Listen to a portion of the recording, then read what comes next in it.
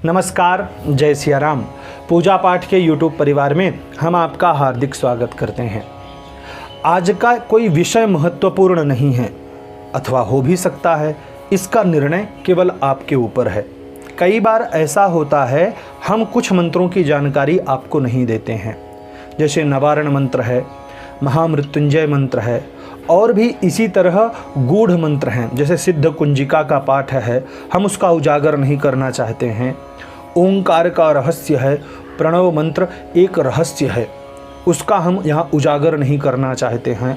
गायत्री मंत्र का हम यहाँ उजागर नहीं करते हैं। इसका कारण क्या है? हम हर बार यही कह देते हैं, इस मंत्र को जानने के लिए आपको गुरु जी से जानना पड़ेगा, गुरुमुख होना पड़ेगा, गुरु दीक्षा ग्रहण करनी पड़ेगी। इसका कारण क्या है?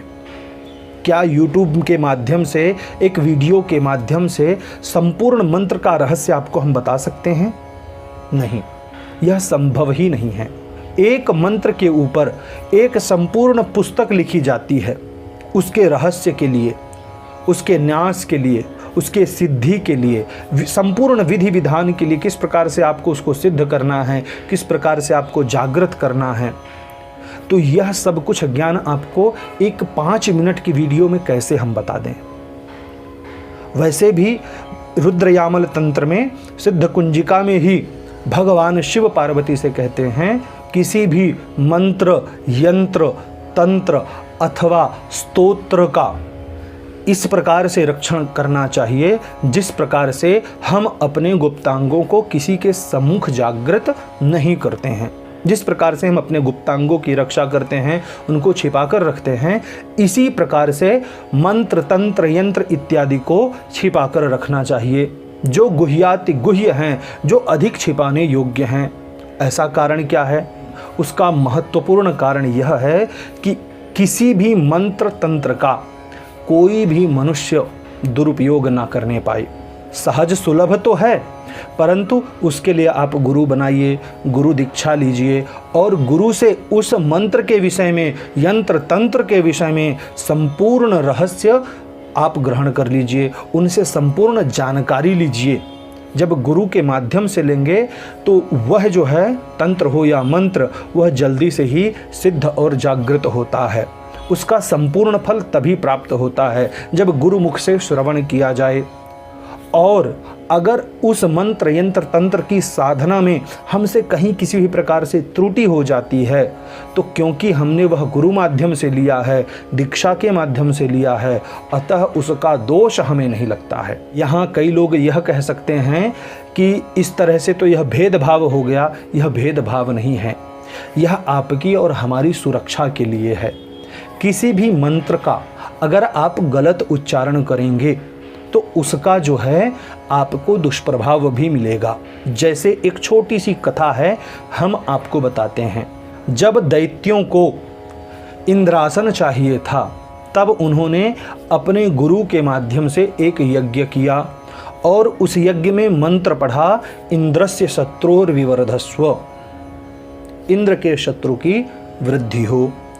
ऐसा मंत्र पढ़ करके उन्होंने जो है आहुति डाली।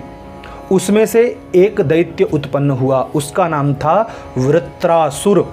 यह वृत्रासुर देवताओं से इंद्रासन छीन करके यह दैत्यों को समर्पित कर देता है।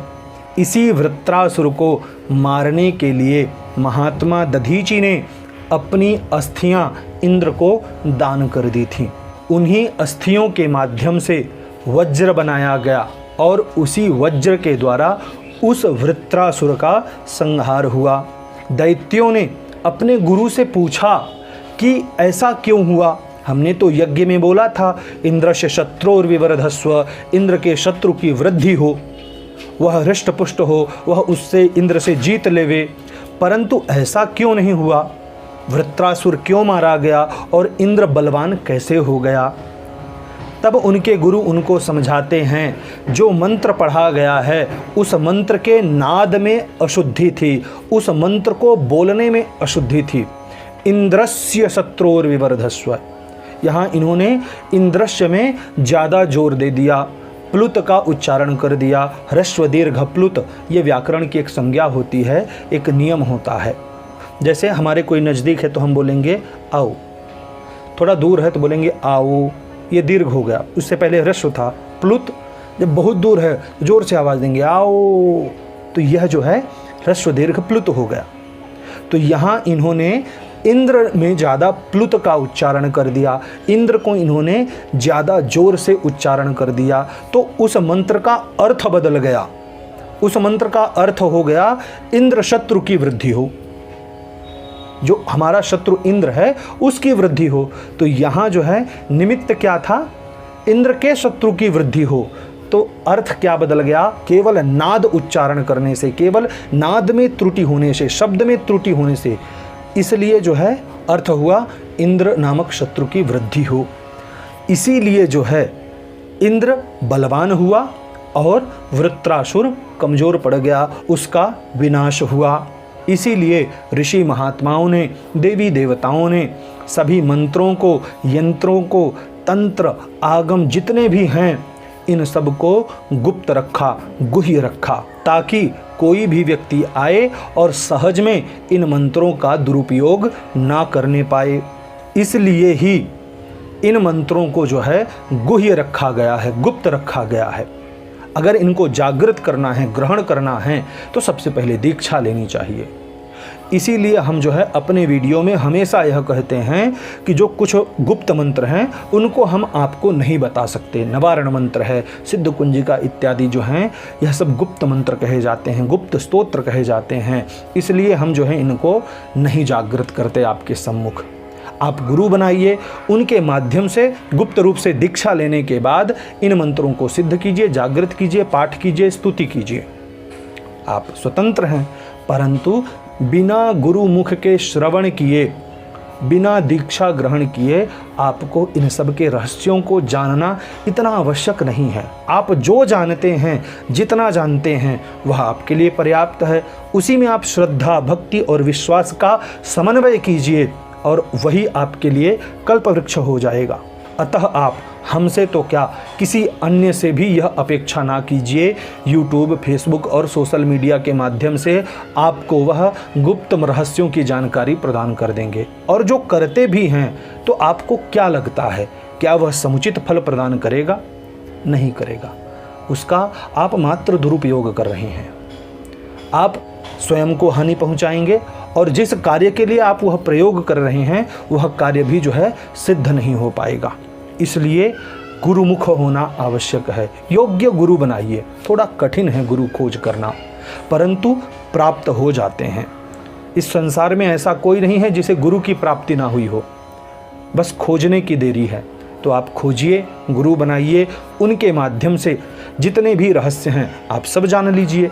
परंतु किसी यूट्यूब वीडियो, फेसबुक वीडियो और इसी तरह से सोशल मीडिया जो हैं उनके माध्यम से आपको गुप्त रहस्यों की जानकारी कभी नहीं हो सकती है।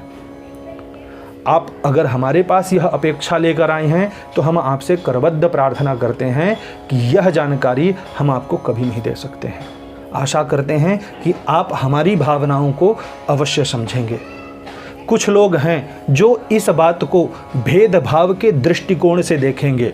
हमें उनकी समस्या बिल्कुल नहीं है, परंतु जो इस बात को समझ गए हैं उनको बहुत बहुत धन्यवाद। और आप गुरु की खोज कीजिए और उनके माध्यम से रहस्यों को जागृत कीजिए। आशा करते हैं यह वीडियो पसंद आया होगा, यह जानकारी पसंद आई होगी। वीडियो को शेयर अवश्य करें। चैनल को अगर अभी तक आपने सब्सक्राइब नहीं किया है तो सब्सक्राइब करें। मन के भावों को कमेंट बॉक्स में अवश्य प्रेषित करें। यह वीडियो देखने के लिए आपका बहुत बहुत धन्यवाद।